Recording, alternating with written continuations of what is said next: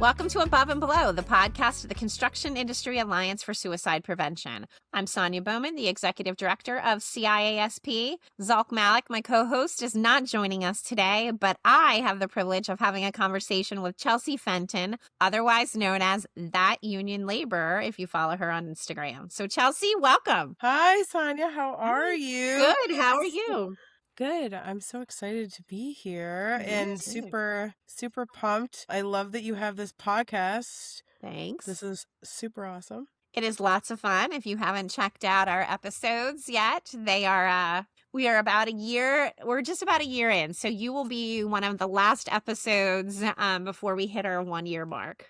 Oh, congratulations. Thanks. That's incredible. We're excited about it. So I typically have a co-host with me, but I kicked him out for Women in Construction Month. And so it is just me and the girls having a conversation. All right. I'm excited. So let's dig in. Tell us a little bit about yourself. So I'm Chelsea, right? I am a laborer at a local 596 out of Holyoke, Massachusetts, and I've been a laborer for I'm going in my 14th year this year. So I've been around a while. What tell us how you got there. Like, what did you always want to work with your hands? Did you want to go, like, was it I went to trade, to Votech and then into the trade? Like, how'd you get here? After high school, I thought that college was really the go-to. So I started going to school full time at night and working like 3 jobs during the day. I was in the service industry. I was like going back and forth between my parents' house and my boyfriend at the time, and I just wasn't making a lot of money. Right. And so like my dad came to me and was like, hey, would you ever like want to do construction like I do? And he's an operating engineer, a union operating engineer. And I was like, well, I don't know. Does it pay well? And he was like, yeah. And so I went down to the local union hall, applied. I thought I did really well the interview, and I guess I bombed it. No. So they literally denied me the first time. And so I was like, all right, well, like, that's really disappointing. And I was like, I really need to make more money. Like, this is just not working. I went back down a couple of months later, and I was, I thought I did really well on this interview, and I applied a second time and everything. And then I got like my second denial letter, and I was like, what? I was like, okay, all right. So I locked. Yeah. So I locked in.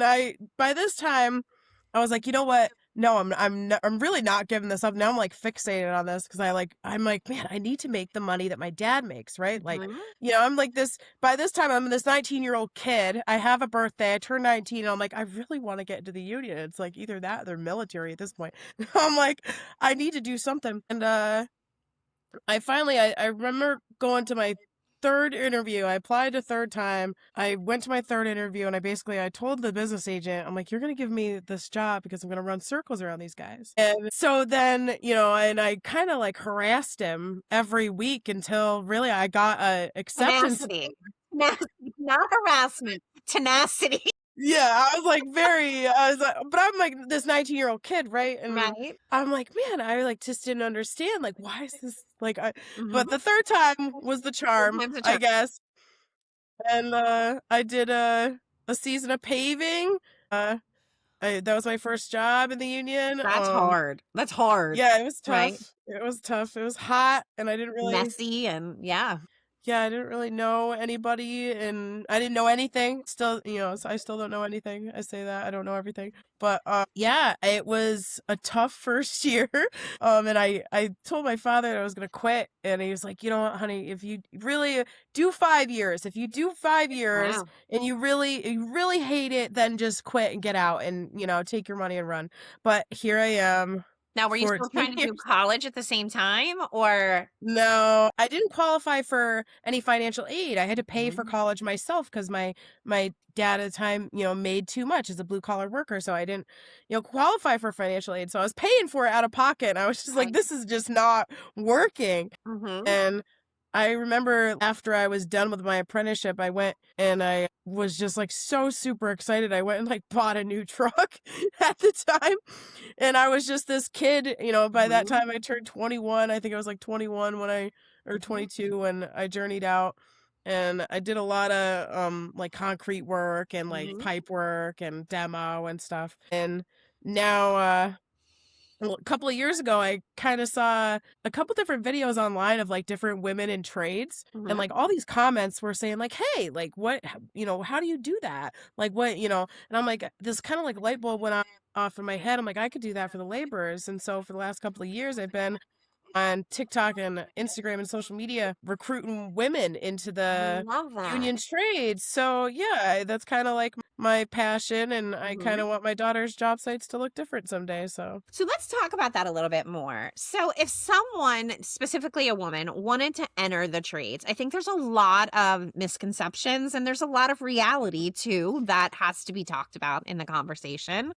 I think the biggest one, especially if you are following any of the conversations that are happening online right now, is it safe? yeah, so being a woman in trades is probably it's a labor of love. I'll say that. I definitely think that there is a lot of misconceptions about what it's like out on a job site. And I think that every job site is very different in the aspect of like, there's commercial work versus residential, and there's union work and non-union work. And I can say over the last 14 years, I feel safer now on job sites than I might have when I was a first-year apprentice. I didn't know anybody. I think that the safety standards have gotten better, and the talk about mental health and violence against women on the job site is very taken seriously. People really don't like take that lightly anymore. There's been a couple instances over the years of violence against women on job sites. And unfortunately, the number one leading cause of death for women in the workplace is actually homicide.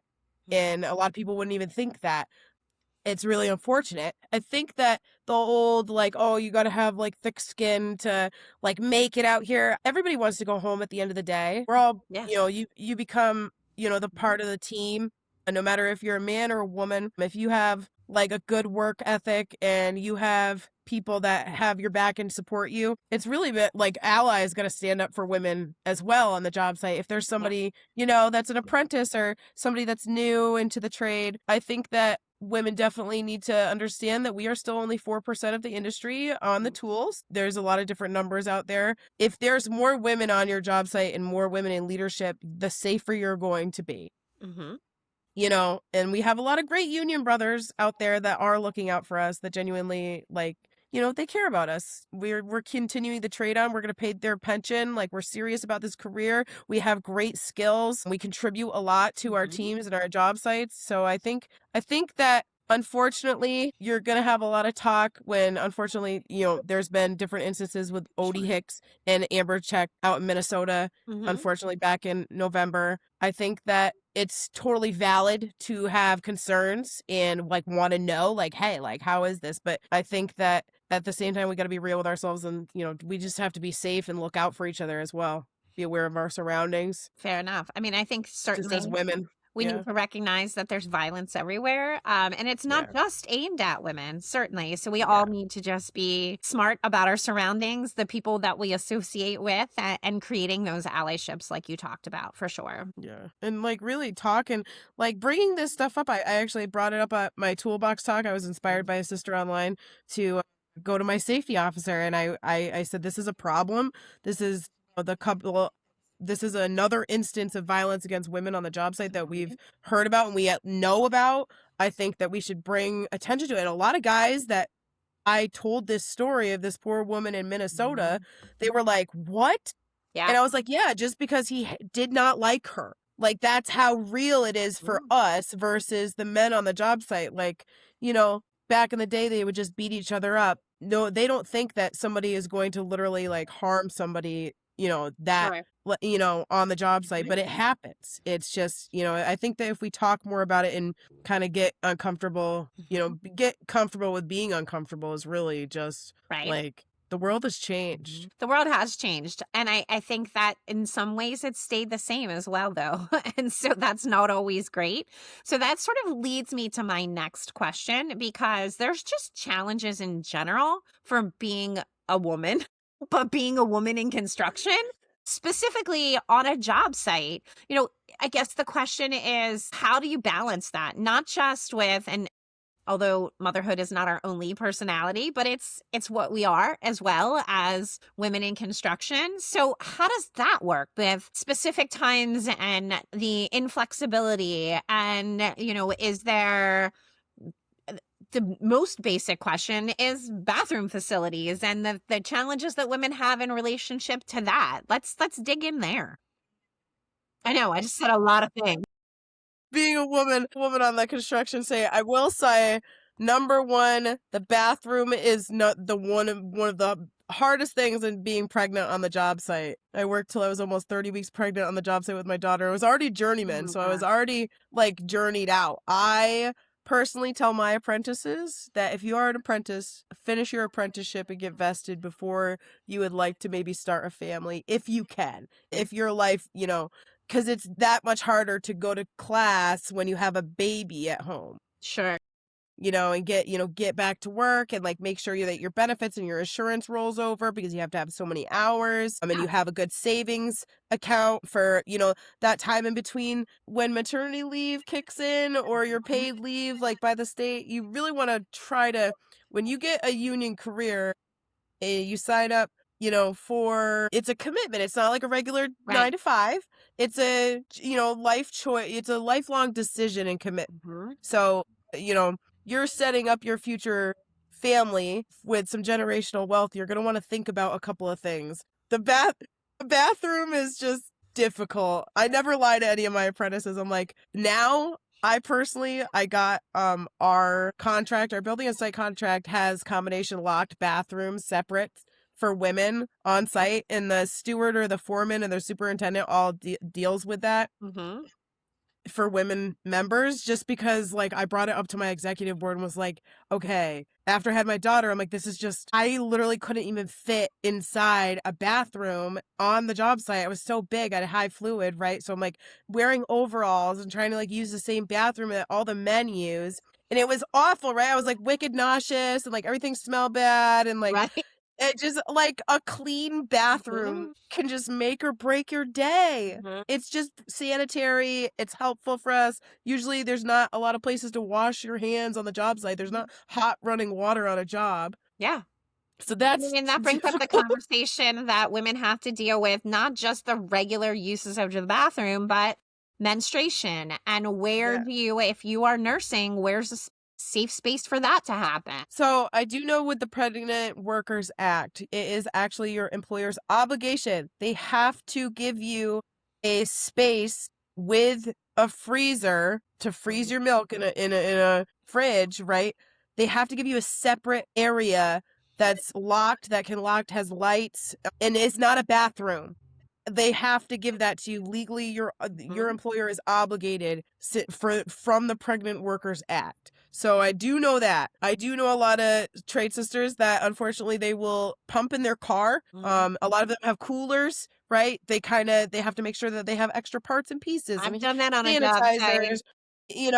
I didn't, unfortunately for me, I couldn't breastfeed, but still, after I went to work, after 11 weeks after I had my daughter, that was a really tough time. Yeah. Because you're still healing, but you have to go back to work because you need insurance hours. So that at the beginning of my motherhood journey was really, really hard. I just became a steward and I dealt with postpartum really badly. So like there was a lot of different things going on when I had my daughter. And even like now as a 33-year-old woman, I'm having to like today, my daughter was a little bit late. I was like, hey, we have to go. It's Mom. balance is hard, like mom has in to the mental load. It's just like you have to be adaptable, right? Resilient and just like consistency, having a routine. Like I prep everything. If I want to go to the gym, I get up about 2:30 in the morning so I can get to the gym for 3:45. Yeah. What would you so that's the only time I have. Go to bed if you're getting up at 2:30. 7:30, 8 o'clock, right around the time I put my daughter to bed. But that's the only time I have. I get it. So like if I'm working Saturdays, right, and I'm going in early to start at 6 a.m. or like I'm going, I'm staying late or I've got like pre-apprenticeship programs that I help out with, Tradesman Wednesdays. I've got like all sorts of different like things that, Western Mass tradeswomen, we've got a lot of different, I got my hands in a lot of different pots. So like my schedule is like crazy. All balance, right? We all do things like I will fly a red eye home so that I can be it a track meet or a swim meet or any one of those things. That's part of why, you you were running late today and I needed to start early because we have a jazz band show tonight. And it's all of the balances that we do as working moms. Yeah. I get it. I think that Shonda Rhimes said something, and I always remember this. She did a speech, I believe, like a prestigious college, and she was like, everybody asks her all the time, like, how do you do it all? And she was like, No. the answer is I don't. You don't. Like, like if I'm doing well in one area of my life, I'm inevitably failing in the other, and that's just the bargain, like the That's the Faustian bargain you make bargain with that you yourself. make. Yeah. Yeah, And that there's like yes. And there's that concept of honestly, like it's so hard. I just had this conversation with someone earlier this week, is that it is okay to offload some of those things that you feel like you're supposed to be responsible for as a wife, as a mother, as a homemaker, as all of those things. It doesn't make you any less than. It makes you smart to balance your time. You only get so much of it. Yeah. I totally agree. Yeah. And it's a privilege to be able to do that too, right? So I also Absolutely. recognize that it's not something that everybody can do and that you can't offload all of the things, but sometimes it goes to that concept of it takes a village. Like it's okay to let someone else pick up the kids, right? Yeah. Exactly. If I want to do something after work, Right. and I need to go do something, I'm like, hey, mom, or like, Sure. hey, to my in-laws, like, hey, Mhm. like that's really, I mean, I have that small support system. It's not like Right. back in the day where like I had my aunts and my uncles and like my parents' friends that like stopped by that could like, Mhm. so it's like, I mean, and my husband is like my biggest supporter that I'm like, hey, on this day, I need you to Right. pick up our daughter. Like, hey, she has a Mhm. doctor's appointment this day. I brought her the last one. Right. So We it's got to your, balance it all. we gotta like, Absolutely. Absolutely. Yep. It definitely takes a village. So going back to that women in the trades piece, what about advancement? And you had just talked a little bit about just moving up to being a steward. So what does the advancement look like? What are the possibilities? oh gosh. I think with any union trade, like especially LIUNA, the laborers, there's so many opportunities because one, we have a really big scope of work. And if you're in an area like me, I'm in a very deep blue state, right? So I have very progressive policies and lawmakers in my state, and we're very pro-union, very pro like project labor agreement, prevailing wage work, like Davis Bacon, all the pro union and pro labor stuff happening. We personally, I think it's everybody has a different like opportunity to make a decision. It was sheerly the fact that like even in my apprenticeship, I always showed up early. I was never late. I didn't call out unnecessarily. I was always prepared, right? I always like Did the did more work. than what I was asked for. Yeah. Like I didn't have to babysit me. Like I catch on to things very quickly. And if I don't, right, I ask. I don't have a big ego. A lot of people, especially men's problems in the trades, is that like there's always more to learn. You can always get better and grow at something. It's consistency. It doesn't mean that your glass is full the whole time. It means that you fill the glass at some point. Consistency over time is what builds a good work ethic and a good character. The only thing you have out here is your name and your work ethic. Yes. That will always follow you. So I think that it was a lot of like grit, and like they told me no 3 times, twice before I they, love that story. I've not heard that. and now I'm one of the highest ranking laborers in my local. I'm the recording secretary. I'm on my executive boards. Yay. Now I'm a labor foreman for a very big commercial a general contractor. I get to work with like the best people every day. I'm on a really big job and I'm not done until October. So I'll be on that job for a while. Yeah. Yeah. So I mean, Fantastic. I think it's really what you make it. I really applied myself. Like even at Gen Con, the 4-week course that you do before you even go into the field, I just attacked everything way before any of the men would. Like I just jumped right in and was like, okay, show me how to do this. Right. Like, and I, for some whatever reason, I have this like, how hard can it be, Jean? Like, okay, like I got this. Like no matter, I'll just do it. Even if I suck at it, I'm gonna try. Keep trying, right? Yes. Yeah, I love that. So let's switch gears a little bit now to talking about, because I think think that's what a lot of our listeners are going to want to know more about. Obviously, all the other stuff is very cool too, but talk to us about that union labor. How did you become an influencer on top of all the other really cool stuff you do from a work perspective? Like, how did this happen? It was like little by little, honestly. Like, I found TikTok probably like 4 or 5 years ago now, like 2021 era, I think. And like, I was just like searching like women in trades, and like I had seen like some Facebook reels of like, different women. And I was like, I do all this recruiting and like outreach on my own. Like, why am I not using like the resources available to me, right? And I'm like, this is like free advertising. Like, I'm always trying to get people into my local. Like, why can't I help everybody get into a local, right? Like, because when union density was at its highest, the middle class was the most prosperous. Like, I know that. Like, we know labor history, right? Like, what is the way that we're going to get to like Gen Z and millennials? Like, how are we going to fill the labor shortage?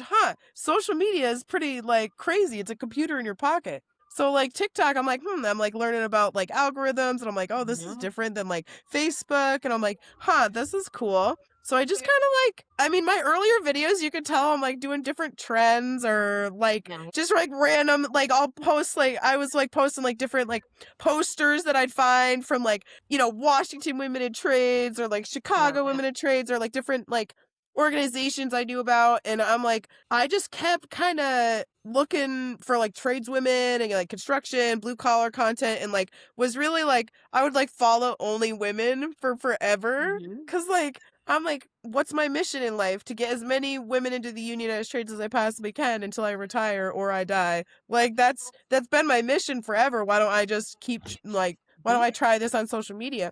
And it kind of just like, I just kind of was just myself. I'm really not like this wicked interesting person. I'm just like, I really am not. I'm more ADHD. interesting than you know. I'm like, I'm not like wicked. I don't know. I'm an introvert and an extrovert at the same time. I'm kind of a little bit of both. And I'm like, I have ADHD. I love to camp. Like, I fish. Like, I hunt. I'm a mom. Like, I'm just a normal person, but the union changed my life. So I wish that everybody else had this, these resources, this opportunity. If I have a network of people and organizations and programs that I know of, even if I don't know, I know where to look for it. Most people don't know what the Laborers International Union of North America is. They don't. They have no idea. So they have no idea that you can get paid 40-something bucks an hour with benefits to like literally put pipe in the ground, or like, pave. Like, it's crazy. So you're telling them, how many followers do you have on TikTok? I think I got like 33,000. How about Instagram? I don't know. I think I have like 4,000 on Instagram. I had to start like a That Union Labor Instagram, because I have like my personal Instagram, and I was like, I also have to do this on Instagram too. So I'm still building that up. TikTok, I think I've got like 33,000, but I was really intentional about who I followed and who I interacted with. So most of my, like 75% of my followers are all women in the ages of in between 18 and 42. So mostly women are looking up, my content. And are you getting any backlash at work from this? Like, what do the guys say? Some of the guys are like, what the hell? Like, most of my guys that like I've worked with now for a while are like, they're all like, oh yeah, like Chelsea does like TikTok or like whatever. So I try to like mostly like, if they take a video of me, or like, I try not to like post myself at work too much unless somebody else is taking a video of me, or if I'm on like coffee break or lunch break, just so I don't like, I don't even know if my company knows. I don't know if I don't know. I don't know. My international union knows, but I mean... Yeah, I know. That's how we met, right? So I know international knows. That's very cool. So as we're getting close to wrapping up our time and thinking about what would you tell that 19-year-old who was going back to the union for the third time, trying to get hired, about where you are today? Oh man, to not give up, and to not shrink myself for anybody. I always had a habit of, when I was younger, I wanted to be this like people pleaser. I wanted people to like me. And now I really don't care if people like me. I don't care, because I love who I am. I'm so proud of who I am now. Like, I wish that I could tell 19-year-old me to just keep going. I will say, and I'm really super proud of this. I never thought that I would ever be nominated, let alone win I won Tradeswoman of the Year 2026 for the Associated General Contractors of Massachusetts. They just told me the other day. Incredible! They just told me the other day. Oh my gosh, congratulations, Chelsea. That is amazing. Thank you. The people that are in my life, even connections like this with you, this is the reason why I do what I do, and I can do because I have all of these people surrounding me who lift me up and who hype me up and support me, and truly, like, I just can't believe that this is my life. Fantastic. I'm so excited for you, and I know it is so well deserved. So that is phenomenal. We like to ask all of our guests one last question. All right. What is your word of the year? Grit. Okay. Why? Because I heard something a while ago. Grit is like it's passion and perseverance. It is like, the water hitting the rock. It's like it's just never giving up. And I think that my life has been really just that it's just no matter what, right? I'm just not gonna give up. I'm gonna just achieve my dreams, and I'm even if it's not fun, even if it's not, glamorous or anything. Fantastic. Well, my word, I have two words actually. Mine is catalyst and community, because I think it is important for us and for me to be a catalyst to having these conversations and introducing people like you to the rest of the CIASP ecosystem. And community, because I think it's all about building community and having conversations, and not just sisterhood, but the whole community of construction. So thank you for being with us today. Thanks for adjusting your schedule to meet my schedule. Of course. And I look forward to us doing some more collaboration. Me too. I hope you have a great day, Sonya. Thanks, you too. Thanks.